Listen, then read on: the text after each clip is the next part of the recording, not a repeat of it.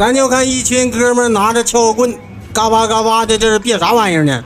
咱们顺眼仔细一看，这是一个巴铁的工程车修理部。今天修的是啥玩意儿呢？卡特的一个铲车。这铲车又咋的了？这干活的不好使，它溜坡站不住。就这个事儿让司机师傅脑袋嗡嗡的。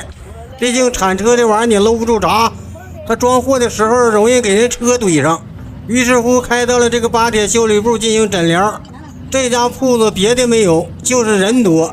你别看修这么一个铲车的小刹车，那家伙也5、6个人上手。毕竟这是工程车呀，本来他这个东西也搬不动拿不动的。说实在的，人少了还真玩不转。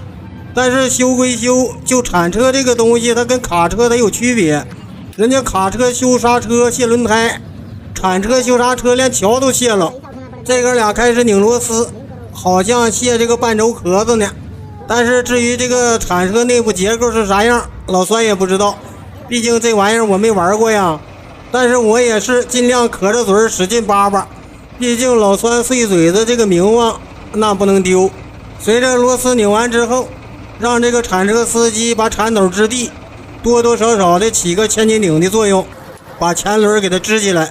然后这哥几个又开始卸轮胎，很快就拧完了。就这个轮胎呢也是死猪赖沉的，这哥几个那家费劲挺大劲儿把它搬到一边。另一面的轮胎也是如此。眼前展现给大家的也就是这么2个秃爪子的桥，接下来还得往下整啊。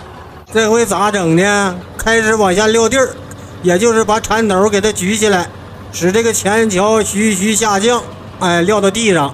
你还别说，维修工程机械就这点好，最起码的它利用车身这些东西能自救。于是乎这哥几个又是一顿拧螺丝，眼下是让这个桥与车身分家。随着这条铲斗再次支地，这个铲车的前桥与机身已身首异处了。随后这哥几个给这个车身底盘弄个物件给它垫上，然后就开始琢磨这个铁疙瘩。就这大铁坨子里边装的那是差速器和齿轮。就这个差速器吧，和以往的差速器多少还有那么点区别。有啥区别呢？它就是一个限滑差速器。啥是限滑呢？就是限制它没事空转。因为铲车在挠地装货的时候，它要一侧轮产生空转，刷刷直挠地，这所有的动力全都提供给空转这个轮了，而不挠地那个轮一点动力也没有了。所以为了防止它失去动力，一旦某一侧的半轴轮胎产生空转，那就限制它空转，这样动力就完全提供给另一侧了。咱看这哥们扯出2个橡胶密封圈啊，也不是油分，反正这玩意儿好像是耍圈子了。至于它起啥作用的吧，那老酸就不知道了，那就请教修理大神给大伙科普吧。毕竟喜欢看老酸作品这帮朋友那是卧虎藏龙，就这点小问题在他们眼里头那都不叫事儿。很快另一侧的半轴壳子也给他请到一边去了。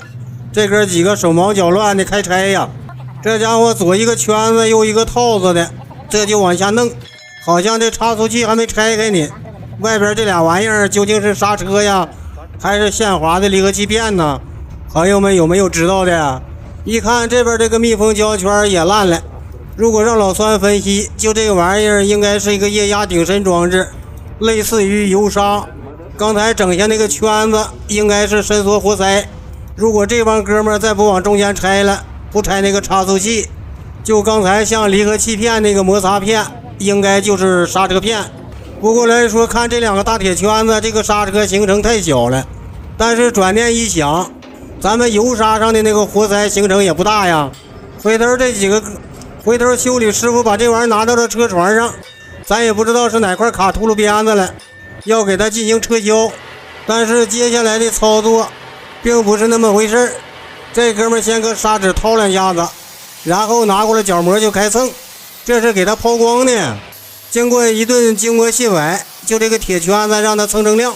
既然问题也就这么点儿，那就该到了装配这个环节，换2套密封胶圈，紧接着就开始往车上掸呗。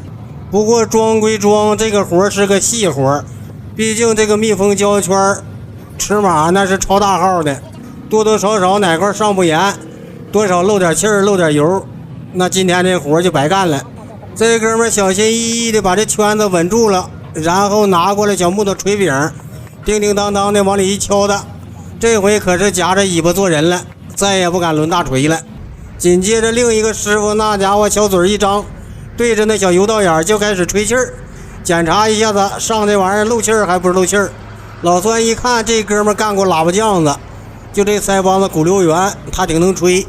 确认无误之后，就开始上这两个主动片啊、从动片啊，其实就是一个刹车盘还有一个刹车布的关系。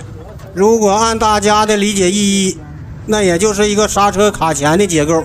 这个装置弄完了，就开始把这个半轴的壳子开始往一块装。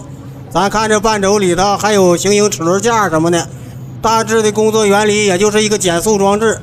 本文书中咱就不按表了，简简单单的省略1000字。其实这两边装配方法是一样的，刚才拆卸那个过程咱也看了，嘁了咔吧往车上装，咱就简单略过，咱就直接看效果就完了。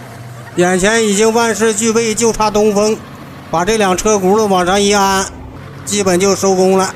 就凭巴铁修车这小技术，就这小刹车应该嘎嘎好使。朋友们，你们认为呢？记住了，我叫酸不溜，每天分享有趣的汽车故事。